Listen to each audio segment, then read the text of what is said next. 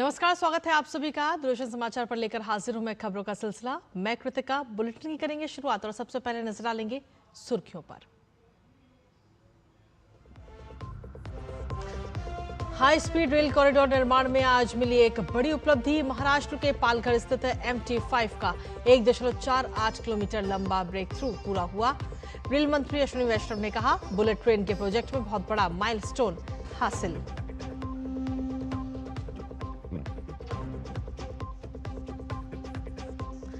NIA ने 2023 के Bengaluru jail radicalisation मामले में लश्कर से जुड़े 3 और आरोपियों के खिलाफ चार्जशीट दायर की। हथियार और डिजिटल उपकरण जुटाकर देश के खिलाफ साजिश रचने का आरोप है।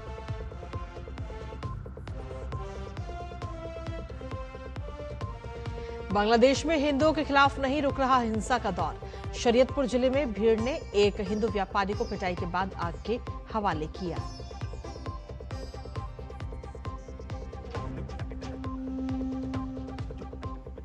महंगाई की आग में जल रहा ईरान। सरकार के खिलाफ हिंसक प्रदर्शनों में कई लोगों की मौत, बेकाबू होते हालात।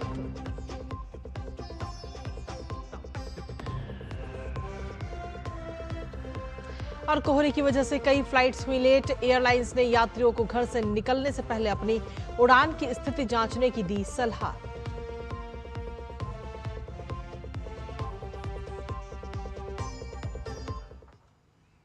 तो ये थी प्रमुख खबरें और अब बात विस्तार से, जहां नेशनल इन्वेस्टिगेशन एजेंसी यानी NIA ने 2023 के बेंगलुरु जेल रेडिकलाइजेशन मामले में लश्कर-ए-तैयबा से जुड़े 3 और आरोपियों के खिलाफ चार्जशीट दायर की है। इन पर आरोप है कि इन्होंने हथियार, गोला बारूद और डिजिटल उपकरण जुटाकर भारत की संप्रभुता और सुरक्षा के खिलाफ साजिश रची। ये साजिश 2008 के बेंगलुरु सीरियल ब्लास्ट केस में जेल में बंद कुख्यात आतंकी टी नसीर को कोर्ट ले जाते समय छुड़ाने की योजना का हिस्सा थी। चार्जशीट के अनुसार अनीस फातिमा की पहचान जुनैद की मां के रूप में हुई है। उसने परपना अग्रहारा सेंट्रल जेल बेंगलुरु के अंदर टी नासिर को लॉजिस्टिकल सहायता और फंड मुहैया कराया था। साथ ही हैंड ग्रेनेड और वॉकी टॉकी संभाले और फरार आरोपी सलमान खान को विदेश भागने में मदद की। वहीं सिटी आर्म्ड रिजर्व के सहायक सब इंस्पेक्टर चांद पाशा ने रिश्वत लेकर स्कॉट डिटेल्स लीक की। तीसरे आरोपी जेल अस्पताल के मनोचिकित्सक डॉक्टर नागराज पर आरोप है कि उन्होंने कैदियों को मोबाइल फोन स्मगल कर बेचे, जिनमें से एक फोन नसीर के पास पहुंचा और साजिश को आगे बढ़ाने में इस्तेमाल हुआ। NIA की यह कार्रवाई जेल सिस्टम के भीतर आपराधिक साठगांठ और आतंकी नेटवर्क के खतरनाक गठजोड़ को उजागर करती है।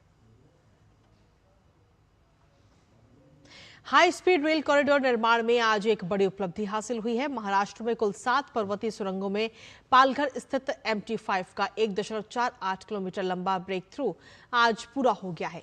ये इस श्रृंखला की सबसे लंबी सुरंग है। इससे पहले थाने B के C के बीच लगभग 5 किलोमीटर की पहली भूमिगत सुरंग सितंबर 2025 में पूरी हुई थी। रेल भवन से रेल मंत्री अश्विनी वैष्णव ने वीडियो कॉन्फ्रेंसिंग के जरिए इस उपलब्धि का लाइव ब्रेक थ्रू कार्यक्रम संबोधित किया। इस अवसर पर रेल मंत्री ने कहा कि बुलेट ट्रेन के प्रोजेक्ट में आज एक बहुत बड़ा माइलस्टोन हासिल हुआ है। वहीं बांग्लादेश में हिंदुओं के खिलाफ हिंसा का दौर थमने का नाम नहीं ले रहा।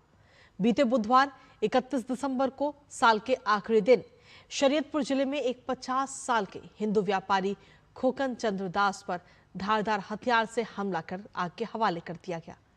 उस्मान हादी की मौत के बाद हुए हिंसक प्रदर्शन के बाद से हिंदू अल्पसंख्यकों के खिलाफ हिंसा का ये चौथा मामला है। 50 साल के खोकन दास किनेश्वर यूनियन के केयूरभंगा बाजार में दवा और मोबाइल बैंकिंग का बिजनेस करते थे। ये घटना तब घटी जब वो शरीयतपुर जिले में अपने घर जा रहे थे। पुलिस के अनुसार बदमाशों ने पहले खोकन चंद्र दास की पिटाई की और फिर उन पर धारदार हथियार से हमला किया। इससे वो गंभीर रूप से घायल हो गए और फिर खोकन के सिर पर पेट्रोल डालकर आग लगा दी गई। अपनी जान बचाने के लिए खोकन दास पास में एक तालाब में कूद गए। आसपास मौजूद लोगों के शोर मचाने पर हमलावर मौके से फरार हो गए। गंभीर रूप से जख्मी खोकन दास का ढाका के एक अस्पताल में इलाज जारी है। पुलिस का कहना है कि रब्बी और सुहाग नाम के 2 आरोपियों की पहचान कर ली गई है और उनकी गिरफ्तारी के भी प्रयास जारी हैं। और बुलेटिन में आगे बढ़ते हुए अब बात करते हैं मौसम से जुड़ी तमाम खबरों की, जहां उत्तर भारत में कड़ाके की ठंड पड़ रही है। ठंड, कोहरे और हिमपात की ट्रिपल स्ट्राइक से सामान्य जनजीवन बुरी तरह प्रभावित है। पूरा उत्तर भारत इस वक्त ठंड की चपेट में है। मौसम विभाग की अगर माने तो घने कोहरे की चेतावनी मौसम विभाग की तरफ से हाल ही में दी गई है। इसके साथ ही दिल्ली, पंजाब, हरियाणा इन जगह के लिए ऑरेंज अलर्ट भी जारी किया गया है शीतलहर का और कोहरे का। साथ ही चंडीगढ़ और राजस्थान में भी ऑरेंज अलर्ट मौसम विभाग की तरफ से जारी किया गया है। चंडीगढ़ और राजस्थान के अलावा जम्मू कश्मीर और हिमाचल में भी बर्फबारी की बात मौसम विभाग की तरफ से कही गई है कि वहां पर बर्फबारी हो सकती है। और इन क्षेत्रों के अलावा कुल्लू, शिमला, किन्नौर और चंबा में भी बर्फबारी की बात मौसम विभाग की तरफ से कही गई है। वहीं बात करें अगर कश्मीर की, तो कश्मीर के पुंछ में भी बर्फबारी का दौर जारी है। और इस दौरान जो लोग वहां पर पहुंचे हैं, खासतौर पर रोहतांग, सोलंग नाला, वहां पर भी बर्फबारी हुई और हल्का हिमपात देखने को मिला है, जिसको लेकर जो पर्यटन वहां पर पहुंचे थे उनके चेहरे भी खिल उठे। उत्तराखंड, बिहार और झारखंड इन तीनों राज्यों में भी शीतलहर का कहर इस समय जारी है। और इनके अलावा ओडिशा और छत्तीसगढ़ के कुछ हिस्सों में भी शीतलहर का प्रकोप इस समय देखने को मिल रहा है। वहीं इसके साथ ही पश्चिम बंगाल की अगर हम बात करें तो वहां पर कोहरा लगातार पड़ रहा है, जिसकी वजह से आम लोगों के लिए मुसीबतें बढ़ गई हैं। उत्तर पूर्वी राज्य में भी इस वक्त कोहरे की चपेट में है, जिसने आम जनजीवन को काफी प्रभावित किया है।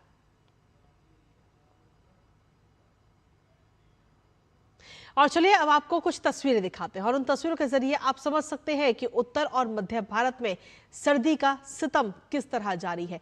पहली तस्वीर आप देख रहे हैं उत्तर प्रदेश के मुरादाबाद की, जहां कोहरे का कहर इस समय देखने को मिला और लोग अलाव का सहारा लेते हुए नजर आए, जिससे कि वो ठंड से बच सके। दूसरी तस्वीर आपको दिखा रहे हैं हिमाचल प्रदेश के चंबा की, जहां पर बर्फ की सफेद चादर पूरी इस समय नजर आ रही है। हालांकि जो सैलानी, जो पर्यटक वहां पर पहुंचे थे, उनके चेहरे जरूर खिल गए हैं। इसके साथ ही जो तीसरी तस्वीर आप देख रहे हैं जम्मू कश्मीर के पुंछ की, जहां पर बर्फबारी इस समय हो रही है और इस दौरान की ये तस्वीरें आपको हम दिखा रहे हैं। हालांकि जो हमारे जवान हैं वो भी पूरी तरह से तैनात हैं और लगातार सर्च ऑपरेशन भी वहां पर चला रहे हैं। चौथी तस्वीर आप देख रहे हैं मध्य प्रदेश के ग्वालियर की, जहां कोहरे ने लोगों की मुश्किलें इस समय बढ़ा दी हैं। कोहरे का कहर देखने को मिल रहा है। और पांचवी तस्वीर है कानपुर की, जहां कोहरा, ठंड दोनों ही लगातार जारी है। शीतलहर वहां पर चल रही है और मौसम विभाग की तरफ से ऑरेंज अलर्ट भी इस समय उत्तर प्रदेश में कई जगहों के लिए जारी किया गया है। वहीं जम्मू कश्मीर के पुंछ में भारी बर्फबारी के बीच भारतीय सेना ने तलाशी और निगरानी अभियान तेज कर दिए हैं। सेना के जवान अधिक ऊंचाई वाले बर्फ से ढके इलाकों में अत्यधिक ठंड और कठिन भू स्थिति के बावजूद समन्वित तरीके से ऑपरेशन चला रहे हैं। सभी जवान विशेष विंटर गियर से लैस हैं और संदिग्ध क्षेत्रों पर कड़ी नजर भी रख रहे हैं। दिल्ली और उत्तर भारत में घने कोहरे के कारण हवाई यात्रा पर बुरा असर पड़ा है। खराब मौसम के चलते राष्ट्रीय राजधानी में कई उड़ानों में देरी हुई तो कई फ्लाइट्स कैंसिल कर दी गई।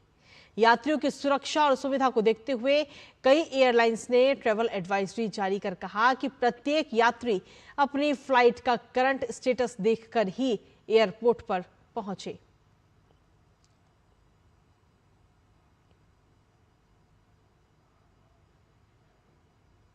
और अगली खबर है आरबीआई से जुड़ी, जहां नए साल के पहले ही दिन देश के लिए एक भरोसा जगाने वाली तस्वीर सामने आई। जी हां, दुनिया में जहां युद्ध, मंदी और आर्थिक अनिश्चितताओं का माहौल है, तो वहीं भारतीय अर्थव्यवस्था मजबूती के साथ आगे बढ़ रहा है। इस पर अब भारतीय रिजर्व बैंक की आधिकारिक मोहर भी लग चुकी है। आरबीआई की ताजा वित्तीय स्थिरता रिपोर्ट क्या कहती है और भारत का आर्थिक भविष्य कितना सुरक्षित है, आइए आपको दिखाते हैं हमारी इस खास रिपोर्ट के जरिए। वैश्विक हालात और भारत की स्थिति। दुनिया इस वक्त आर्थिक उथल पुथल के दौर से गुजर रही है। कहीं युद्ध का असर है तो कहीं वैश्विक व्यापार पर दबाव, तो कहीं महंगाई की मार। लेकिन इन तमाम चुनौतियों के बीच भारत की अर्थव्यवस्था मजबूती से आगे बढ़ रही है। आरबीआई की दिसंबर 2025 की वित्तीय स्थिरता रिपोर्ट के मुताबिक घरेलू मांग में तेजी, महंगाई पर नियंत्रण और मजबूत बैंकिंग व्यवस्था देश की आर्थिक रफ्तार को सहारा दे रही है। आरबीआई का आकलन साफ है, भारतीय वित्तीय प्रणाली स्थिर और भरोसेमंद बनी हुई है। बैंकिंग सिस्टम और एनपीए। रिपोर्ट का सबसे मजबूत पक्ष है भारत की बैंकिंग प्रणाली। आरबीआई के मुताबिक अनुसूचित वाणिज्यिक बैंकों की वित्तीय स्थिति काफी सशक्त है। बैंकों के पास पर्याप्त पूंजी और मजबूत नकदी है और ऋण गुणवत्ता में लगातार सुधार देखने को मिल रहा है। आरबीआई के स्ट्रेस टेस्ट बताते हैं कि बैंक कठिन हालात में भी संभावित नुकसान झेलने में सक्षम है। एनपीए के मोर्चे पर भी तस्वीर राहत भरी है। सितंबर 2025 में सकल एनपीए घटकर 2.1% रह गया, जो कई दशकों के निचले स्तर के करीब है। अनुकूल हालात में ये मार्च 2027 तक 1.9% तक आ सकता है। आर्थिक वृद्धि और आगे की राह। आर्थिक वृद्धि के मोर्चे पर भी भारत ने उम्मीद से बेहतर प्रदर्शन किया है। वित्त वर्ष 2025-2026 की पहली तिमाही में जीडीपी वृद्धि दर 7.8% रही, जबकि दूसरी तिमाही में ये बढ़कर 8.2% हो गई। इस तेज रफ्तार को निजी खपत और सरकार के पूंजीगत खर्च का मजबूत सहारा मिला है। आरबीआई के मुताबिक आगे भी आर्थिक संभावनाएं सकारात्मक बनी हुई हैं। डिजिटल अर्थव्यवस्था की ताकत। भारत की आर्थिक मजबूती की बड़ी वजह है उसकी डिजिटल अर्थव्यवस्था। दिसंबर में यूपीआई के जरिए 21.63 अरब ट्रांजैक्शन हुए, जो पिछले साल के मुकाबले 29% ज्यादा हैं। लेन देन की कुल राशि बढ़कर 27.97 लाख करोड़ रुपए तक पहुंच गई, यानी रोजाना औसतन 90,000 करोड़ रुपए से ज्यादा का डिजिटल भुगतान हुआ है। आज देश में 70 करोड़ से ज्यादा सक्रिय यूपीआई क्यूआर कोड हैं। किराना दुकानों से लेकर गांवों तक डिजिटल भुगतान आम बात हो चुका है। डिजिटल पब्लिक इंफ्रास्ट्रक्चर ने शहर और गांव के बीच की दूरी को कम किया है और भारत को दुनिया के मजबूत डिजिटल इंफ्रास्ट्रक्चर देशों में शामिल किया है। अर्थव्यवस्था की मौजूदा स्थिति और आरबीआई का निष्कर्ष साफ है। चुनौतियां भले ही मौजूद हैं, लेकिन भारत उनसे निपटने में पूरी तरह सक्षम है। Bureau report, DD news. और डीडी न्यूज पर खबरों का सिलसिला लगातार जारी। वक्त एक छोटे से ब्रेक का, आप बने रहिए हमारे साथ।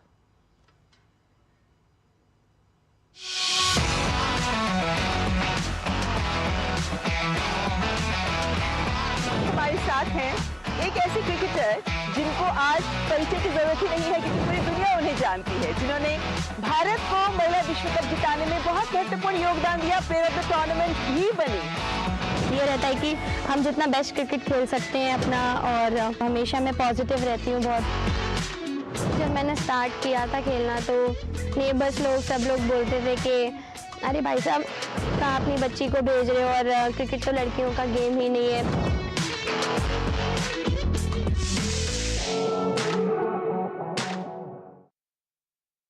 उन पहलुओं पर करेंगे बात जिन्हें जानना आपके लिए है बेहद जरूरी। सोशल मीडिया प्लेटफॉर्म इस समय ऑलमोस्ट 80% रोल प्ले कर रहे हैं साइबर क्राइम के। जब पैसा रोटेट कर रहे हैं, मूव कर रहे हैं, तो बॉट्स इस्तेमाल कर रहे हैं। प्रॉब्लम है कि फ़ोन चोरी होता है और उसके तुरंत बाद पैसे निकल जाते हैं। जो वो लिंक वहाँ पर दी गई है, यदि आपने उस लिंक को क्लिक करके अपना बैलेंस चेक किया तो आपके अकाउंट से पैसे निकल गए।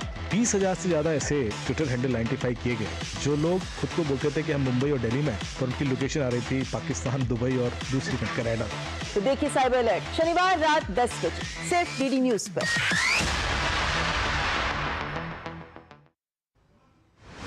जब देख और ब्रेक के बाद एक बार फिर से स्वागत आप सभी का। वापस रुक करते हैं खबरों का, जहां महंगाई, गिरती मुद्रा और बिगड़ती अर्थव्यवस्था के खिलाफ ईरान में भड़के विरोध प्रदर्शन अब हिंसक हो गए हैं। गुरुवार को देश के कई हिस्सों में पुलिस और प्रदर्शनकारियों के बीच हुई झड़पों में 6 लोगों के मारे जाने की खबर है, जिससे हालात और अधिक तनावपूर्ण हो गए हैं। पश्चिमी ईरान के लो डेकन शहर में पुलिस और कथित तौर पर सशस्त्र प्रदर्शनकारियों के बीच हुई झड़पों में कई लोगों की मौत हो गई। मानवाधिकार संगठन हैंगा ने दावा किया कि सुरक्षा बलों की फायरिंग में कई प्रदर्शनकारी मारे गए और कई अन्य घायल हुए हैं। और इन सब के बीच इस्लामिक रिवॉल्यूशनरी गार्ड्स ने बताया कि पश्चिमी शहर कुदश्त में बसीज अर्धसैनिक बल का एक सदस्य मारा गया, जबकि 13 अन्य घायल हुए हैं।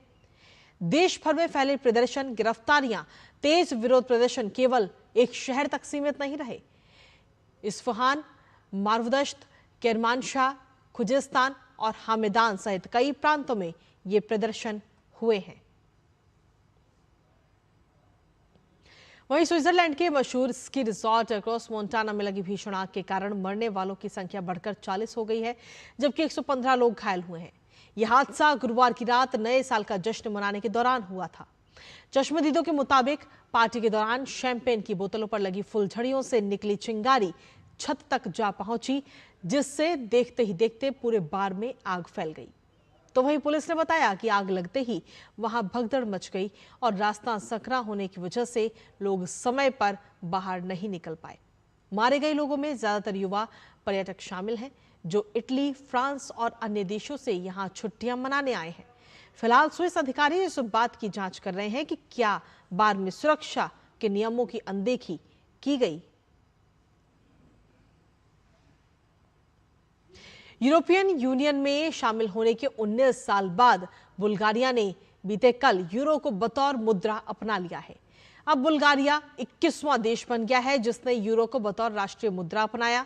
हालांकि जनवरी के अंत तक बुल्गारिया में लेव में भी भुगतान होता रहेगा, जबकि 8 अगस्त 2026 तक कीमतें यूरो और लेव दोनों में प्रदर्शित की जाएंगी।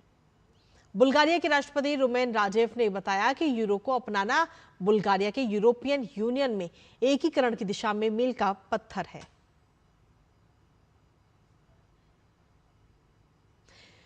पहलवान रितिका हुड्डा को खेल मंत्रालय के टारगेट ओलंपिक पोडियम योजना टॉप्स से बाहर कर दिया गया है। तो वहीं कंपाउंड तीरंदाज परनीत कौर और अभिषेक वर्मा को कोर समूह में जगह मिल गई है।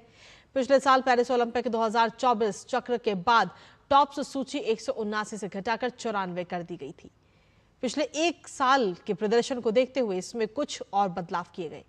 कोर ग्रुप के खिलाड़ियों की संख्या अब 118 है, जिसमें 57 सामान्य और 61 पैरा एथलीट हैं। एशियाई चैंपियनशिप पदक विजेता हुड्डा पिछले साल जुलाई में चयन ट्रायल के दौरान डोप टेस्ट में नाकाम रही थी। विश्व पैरा एथलेटिक्स स्वर्ण पदक विजेता फर्राटा धाविका सिमरन को कोर समूह में रखा गया है। लॉस एंजल्स ओलंपिक में पदक के प्रबल दावेदार कंपाउंड तीरंदाजों को ताजा सूची में रखा गया। परनीत, अभिषेक और ज्योति सुरेखा समेत 8 कंपाउंड तीरंदाजों को कोर समूह में जगह मिली है, जबकि 3 रिकर्व सितारों दीपिका कुमारी, धीरज बोमादेवरा और अंकिता भगत को भी इसमें शामिल किया गया। टॉप्स में कोर समूह के खिलाड़ियों को 50,000 रुपए और डेवलपमेंटल समूह के खिलाड़ियों को 25,000 रुपए आउट ऑफ पॉकेट भत्ता भी दिया जाता है। इसके अलावा विदेश में ट्रेनिंग और प्रतियोगिता के दौरान $25 प्रतिदिन दिए जाते हैं। और चलिए आगे बढ़ते खबरों में, जहां भारतीय खेलों के लिए वर्ष 2026 रोमांचक और चुनौतीपूर्ण रहने वाला है, जिसमें विभिन्न खेलों में विश्व खिताब दांव पर होंगे। ओलंपिक क्वालिफिकेशन का नया सत्र शुरू होगा, जिससे लॉस एंजल्स 2028 ओलंपिक के टिकट कटाने का मौका मिलेगा। क्रिकेट प्रेमियों को जहां अंडर 19 विश्व कप में युवा खिलाड़ियों का जोश देखने को मिलेगा, तो वहीं सीनियर वर्ग में पुरुष और महिला टीम T20 विश्व खिताब के लिए जोर आजमाइश करती दिखाई देगी। साल 2026 भारतीय खेलों के लिए काफी व्यस्त रहने वाला है। क्रिकेट विश्व कप से लेकर एशियन गेम्स और राष्ट्रमंडल खेलों का इस साल आयोजन होगा। वहीं बदले स्वरूप में फुटबॉल विश्व कप का भी रोमांच खेल प्रेमियों को देखने को मिलेगा।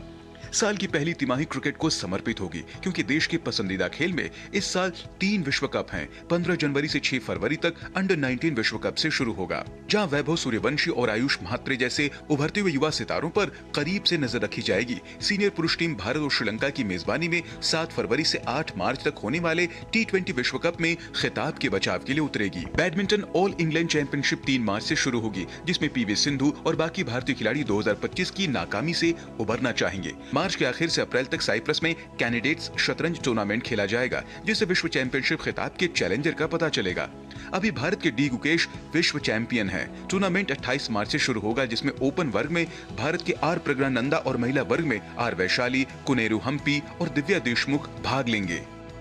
24 अप्रैल से 3 मई तक थॉमस और उबेर का बैडमिंटन खेला जाएगा। इसके कुछ दिन बाद ITTF विश्व cup table tennis championship finals London में 28 अप्रैल से 10 मई तक चलेगा, जिसके लिए भारतीय महिला और पुरुष टीमों ने क्वालिफाई कर लिया है। जून में महिला T20 विश्व कप होगा, जिसमें हरमनप्रीत कौर की टीम 2025 में वनडे विश्व कप की सफलता को दोहराना चाहेगी। एथलेटिक्स सत्र की शुरुआत मई में डायमंड लीग से होगी, जिसमें भाला फेंक स्टार नीरज चोपड़ा पर नजरें होंगी। 11 जून से अमेरिका, मैक्सिको और कनाडा में संयुक्त रूप से फीफा विश्व कप फुटबॉल का का आयोजन होगा।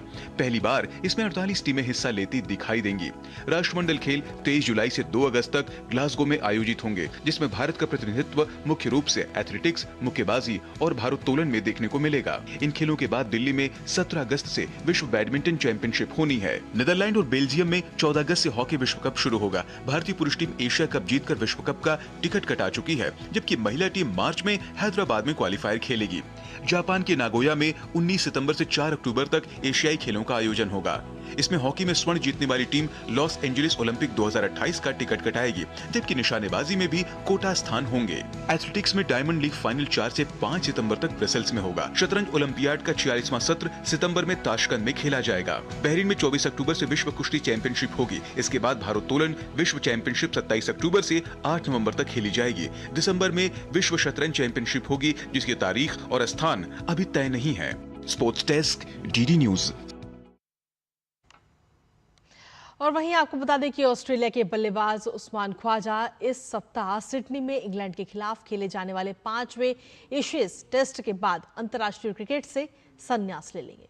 जी हां, 39 वर्षीय ख्वाजा अपना 88वां और आखिरी टेस्ट उसी मैदान पर खेलेंगे जहां उन्होंने जनवरी 2011 में टेस्ट डेब्यू किया था। पाकिस्तान में जन्मे ख्वाजा ऑस्ट्रेलिया के लिए खेलने वाले पहले मुस्लिम क्रिकेटर बने थे। उन्होंने 15 साल पहले इंग्लैंड की 3-1 से जीती गई सीरीज के बाद रिकी पॉन्टिंग की जगह टीम में प्रवेश किया था। बाएं हाथ के बल्लेबाज ख्वाजा ने टेस्ट क्रिकेट में 43.39 के औसत से 6,206 रन बनाए। इस दौरान उन्होंने 16 शतक लगाने में सफलता पाई।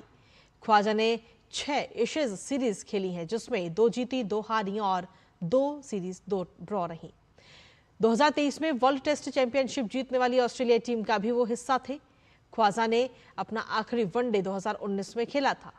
उन्होंने 40 वनडे मैचों में 1,554 रन बनाए, औसत 42 रहा। उन्होंने 9 T20 अंतर्राष्ट्रीय भी खेले, जिनमें 241 रन बनाए।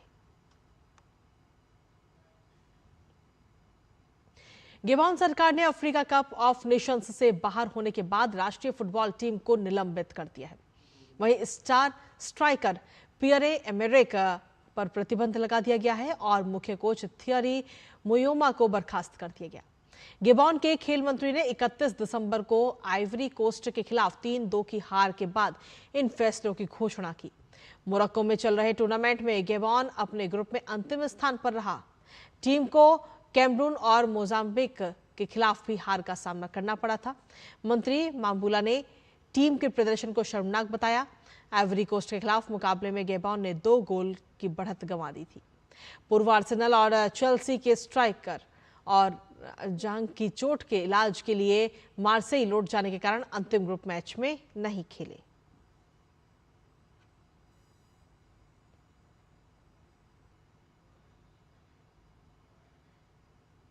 ऑस्ट्रेलिया के स्पिनर टॉड मर्फी सिडनी में होने वाले आखिरी एशियज टेस्ट में खेल सकते हैं। मर्फी नाथन लियो की जगह खेलते नजर आ सकते हैं। लियो हैमस्ट्रिंग इंजरी के कारण सीरीज से बाहर हो गए थे। मर्फी ने 2023 की एशियज में 2 टेस्ट खेले थे। सिडनी क्रिकेट ग्राउंड की पिच धीमे गेंदबाजों को मदद करने के लिए जानी जाती है।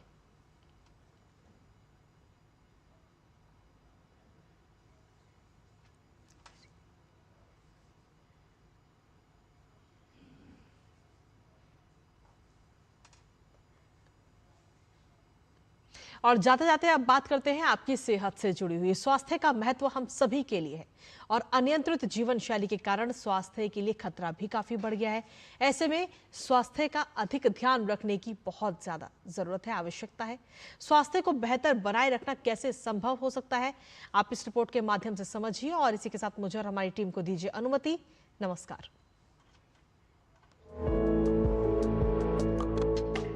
अच्छे स्वास्थ्य का अर्थ केवल रोग मुक्त होना नहीं है, बल्कि शारीरिक, मानसिक और भावनात्मक संतुलन का होना भी है। जब व्यक्ति स्वस्थ होता है तो उसकी कार्यक्षमता बढ़ती है, सोच सकारात्मक होती है और जीवन की गुणवत्ता भी बढ़ जाती है। हमारी सेहत और हमारी जीवन का लंबा होना सारा हृदय पे निर्भर करता है। तो हृदय अगर हमारा अच्छा रहेगा तो हमारी सेहत भी अच्छी रहेगी, हम लंबा जीवन जिएंगे। और हृदय को अच्छा रखना है तो हमें 6-7 चीज़ों का ध्यान रखना पड़ेगा। अगर हम हाइपरटेंशन है तो उसे कंट्रोल रखना है, मधुमेह या डायबिटीज़ है तो हमें हमारे शुगर लेवल्स कंट्रोल रखने हैं, अगर हमें स्मोकिंग की या टोबैको की आदत है तो उसे बिल्कुल छोड़ना पड़ेगा, अगर हम लो फिजिकल एक्टिविटी करते हैं तो हमें प्रण लेना है कि हमें हमारी जीवन शैली में एक्सरसाइज को इंक्लूड करना पड़ेगा, और अगर किसी की स्ट्रॉन्ग फैमिली हिस्ट्री है हार्ट अटैक की तो उनको थोड़ा सा ज़्यादा उसके लिए तत्पर रहना होगा कि हम हमारे रिस्क फैक्टर्स को कैसे कंट्रोल करें। यदि हम अपने जीवन शैली में बदलाव करें तो स्वास्थ्य को बेहतर बनाया जा सकता है। अनियमित दिनचर्या, शारीरिक श्रम में कमी, खान पान की गलत आदतें, असंतुलित आहार का सेवन करना, अधिक वजन और मोटापा, नींद की कमी, तनाव होना, धूम्रपान व तंबाकू का सेवन, ये सब धीरे धीरे शरीर को कमजोर करता है और स्वास्थ्य प्रभावित होता है। ऐसे में रोग होने की संभावना बढ़ जाती है। इस नए साल पर मैं अपने दर्शकों को ये कहना चाहूँगा कि जो ये नया साल आया है तो इस बार हम ऐसा प्रण लें कि हमारा हार्ट बहुत ही अच्छा रहे। तो इस प्रण में हम सबसे पहली चीज़ ये कर सकते हैं कि पूरे सप्ताह में एक प्रण लें कि 150 मिनट हम एक्सरसाइज करें। स्मोकिंग और टोबैको की अगर हमें लत हो गई है तो हम प्रण लें कि उससे हम इस नए साल में छुटकारा पाएंगे और हम प्रसन्न रहेंगे, पर्याप्त मात्रा में नींद लेंगे, फैमिली टाइम अच्छा गुजारेंगे, क्योंकि स्ट्रेस भी अगर कम रहेगा तो हमें हार्ट अटैक के खतरे कम होंगे। स्वास्थ्य ही वो आधार है जिस पर व्यक्ति का पूरा जीवन टिका होता है। अच्छा स्वास्थ्य बनाए रखने के लिए कुछ सरल लेकिन आवश्यक बातों का ध्यान रखना चाहिए। शारीरिक रूप से स्वस्थ होना जितना महत्वपूर्ण है उतना ही आवश्यक है मानसिक स्वास्थ्य। नए साल पर मैं ये संदेश देना चाहूँगा स्पेशली भारतीय युवाओं को कि हमारा देश बहुत ही तरक्की कर रहा है। अब हम एक इकोनॉमिक पावर बनते जा रहे हैं, लेकिन इसी के साथ हमारे ऊपर रिस्पॉन्सिबिलिटी भी है कि हमें हमारा हार्ट अच्छा रखना है। तो आप बहुत काम कीजिए, बहुत अच्छे से मेहनत कीजिए, लेकिन साथ में अपने हार्ट का ध्यान रखिए, गलत आदतों से बचिए, स्मोकिंग, टोबैको, और अपना रेगुलर एक्सरसाइज कीजिए। अगर ब्लड प्रेशर, डायबिटीज़ है तो उसको कंट्रोल रखिए। समय समय पर जांच करवाएं, जीवन शैली से संबंधित स्वस्थ आदतें अपनाएं और सही जीवन शैली चुनें जिससे रोगों की संभावना कम हो। किरण भारद्वाज, डीडी न्यूज़।